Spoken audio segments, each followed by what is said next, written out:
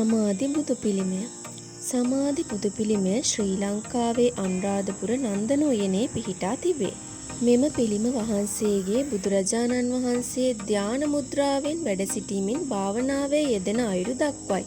මෙම භාවනා කිරීමේ ඉරියව්වේදී එරමිනියා ගොතාගෙන අත්ල උඩු අතට හරවා එකක් මත එකක් සිටිනසේ උකුල මත දෑත් තබා බුදුන් වහන්සේ වැඩ හිඳින සේක. මෙම ඉරියව්ව පිළිබඳ මුළු මහත් බෞද්ධ ලෝකයේම දැනුවත් වන අතර එනිසාම බුදු පිළිම නිර්මාණය කිරීමේදී බහුලව යොදා ගනු ලැබේ. අනුරාධපුර සමාධි පිළිම වහන්සේ අඩි 7.3 උසින් යුක්ත වන අතර තනි ග්‍රැනයිට් හෙවත් හුණුගල් පාෂාණයෙන් නිමවා ඇත. මෙය ආනාබද්ධ පිළිමයකි. එනම් පිළිමේ නෙඩු පර්වතයෙන් සම්පූර්ණයෙන්ම වෙන්කොටගෙන ඇති යන්නයි. මෙම පිළිම වහන්සේ වර්තමානයේ ගඩොලින් තැනූ ආසනයක් මත තැන්පත් කොට ඇති අතර කොන්ක්‍රීට් කණු මත කොන්ක්‍රීට් වහලයක් ඉදිකර සෙවන ලබා දී ඇත. ශ්‍රී ලංකාවේ පිහිටි බුදු පිළිම අතරින් වඩාත්ම සම්භාවනාවට පත් ලෝකයේ පුරා ප්‍රසිද්ධියක් උසුලන පිළිමයක් ලෙස සමාධි බුද්ධ ප්‍රතිමාව විරුදරයි. මෙහි ඇති ශාන්ත බව, කලාත්මක ගුණය, ජීවමාන ස්වරූපය මෙහි සුවිශේෂී බව විදහා පායි.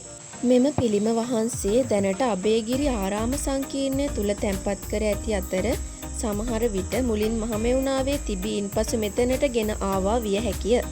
සමාධි බුදු පිළිම වහන්සේ 4 වන හෝ 5 වන සියවසේ අභයගිරි සමයට අයත් ලෙස සැලකෙන අතර එය කිනම් රජ කෙනෙකුගේ කාලයේදී නිර්මාණය කරන ලද්දේදැයි නිශ්චිතව නොදනී. නමුත් මෙම පිළිමේ එකල උතුරු, දකුණු, නැගෙනහිර හා බටහිර යන සිව් දිශාවන්ට මුහුණලා පිහිට වූ එකිනෙකට සමාන පිළිම වහන්සේලා 4 නමකගෙන් එකක් ලෙස පිළිගත් මතයක් පවතී.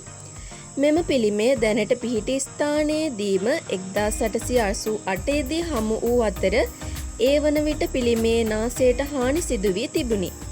පිළිමය ආවරණය කරමින් තිබෙන උඩුවියන 1950ත් 60ත් කාල සීමාවේදී පිහිටවනු ලැබිය.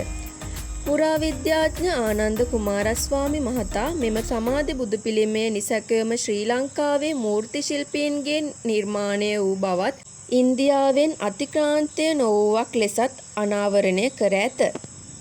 සමාධි බුද්ධ ප්‍රතිමාව බාහිර ලෝකයේ සමග බැඳීමක් හෝ විදැහීමක් නොමැතිව භාවනානුයෝගීව සිටින බුදුන් වහන්සේගේ මනසේ සංසුන් බව නිරූපණය කරනු ලැබේ.